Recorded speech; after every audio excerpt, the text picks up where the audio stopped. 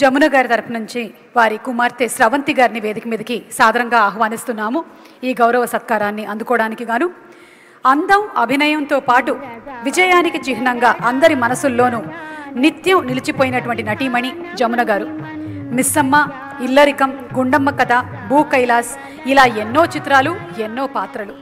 జమున గారిని స్మరించుకుంటూ స్రవంతి గారిని ఈ గౌరవ సత్కారాన్ని అందుకోవాల్సిందిగా ప్రార్థిస్తున్నాము. సత్యభామ అంటే మనందరికీ గుర్తొచ్చేటువంటి పేరు జమున గారు. అందం, ఆ టీవీ ఎప్పటికీ మనం మర్చిపోలేము. స్రవంతి గారిని మాట్లాడవలసిందిగా రిక్వెస్ట్ చేస్తున్నాము. నమస్కారం అండి.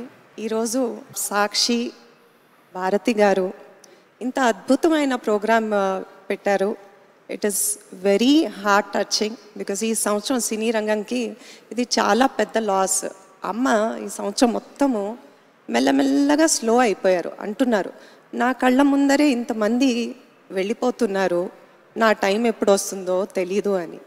కానీ అమ్మ ఇంకో మాట అనేవారు, ఒక ఆర్టిస్ట్కి మరణం అంటూ ఎప్పుడు ఉండదు, తరతరాలుగా వాళ్ళని ఎప్పుడు గుర్తుపెట్టుకుంటారు.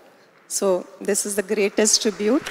థ్యాంక్ యూ సో మచ్ అండి for remembering these great legends. నమస్కారం. Thank you so much Sravanthi గారు.